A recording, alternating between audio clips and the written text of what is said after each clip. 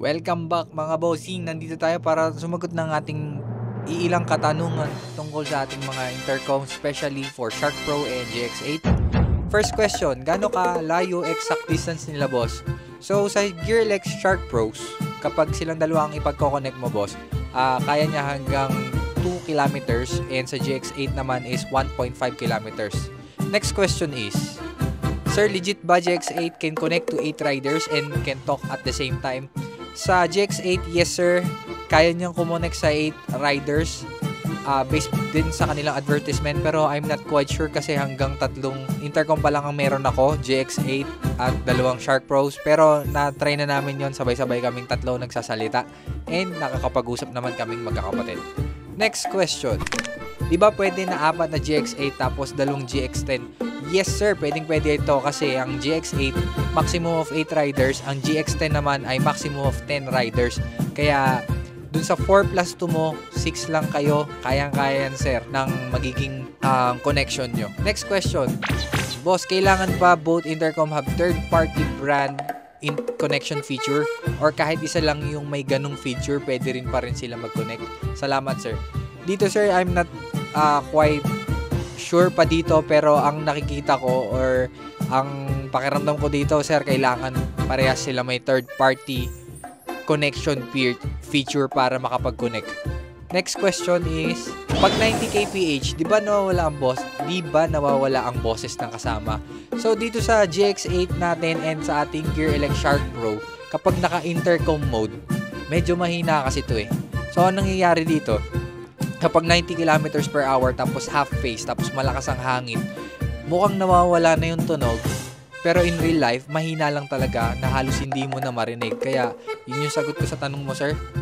Second to the last question natin is, what if paired ngayon pero next time ayaw mo na i-pair? So ang madaling sagot lang dito sir, i-reset na lang natin. Madali lang naman mag-reset, long press lang, and then kapag may narinig ka ng 2 beep sa dulo and nag-blink ng 2 red yung intercom mo, yun, reset na yun.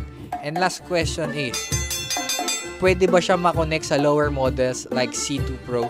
Yes sir, yung ating Shark Pro GX8 are reversible, compatible sa kanilang mga lower variant or lower models. Kaya yes sir, yun po ang sagot. And ito naman, itong video na ito is para sa ating tutorial for connection of Shark Pro to Shark Pro.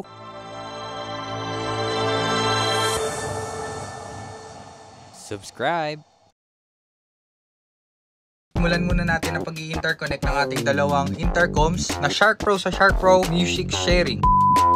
Shark Pro to Shark Pro Music Sharing. Pinakamaganda gawin dyan, ako ginagawa ko, is nire-reset ko parehas ng ating intercoms para wala talaga, malinis talaga ang ating mga intercoms. At ang sunod kong gagawin, kukonek ko muna ang isang intercom ko sa isang cellphone ko or sa isang device na gusto nating magpatugtog. At pair ko or sasuggest ko is yung kung ano yung magiging host na cellphone mo, yun ang magandang i-connect mo muna sa ating intercom at magiging host intercom mo. Ang gagawin natin, ito ang gagawin ko host intercom, kaya ito siya ang una kong bubuksan.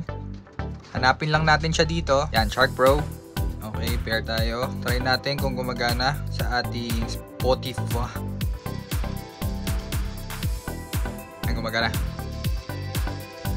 Ngayon, buksan na natin to. Santabi muna natin tong ating cellphone. Buksan natin to. Kasi ang gagawin natin, sunod dito, prepare nga natin siya. Yun ang second step. Pero may tutorial video naman ako dyan. Tingnan nyo na lang to. Tutorial video ko na yan, tuturo yan kung paano mag-connect ng 2 Shark Pro intercoms. Pero ito, ginagawa ko rin naman na mabilisan. No explanation. Speed ramp na lang natin to para mabilis.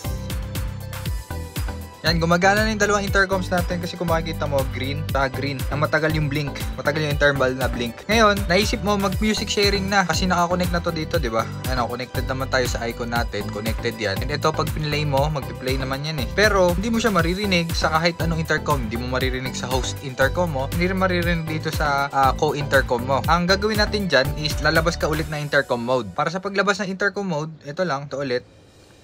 So nakita natin or narinig natin na tumutugtog tayo dito kasi ito yung ginawa kong host kasi dito ako naka-record ng ating Osmo Action 4 and DJI Mic 2 sa loob kanina. Dito hindi natin maririnig dito sa kabila nating helmet. Kaya ang gagawin natin dyan, ang next step, pindutin mo to, long press lang.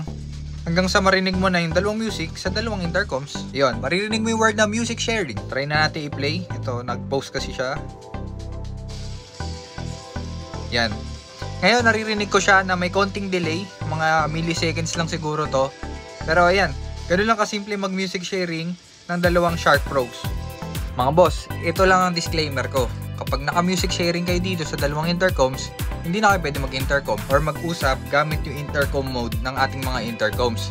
Ganun din naman, kapag naka-intercom mode kayo, katulad nung nakita nyo kanina, hindi pwedeng mag-music sharing. Kaya I suggest na mag-ibang platform na lang kayo kung gusto nyo may tugtog na, may tawagan pa.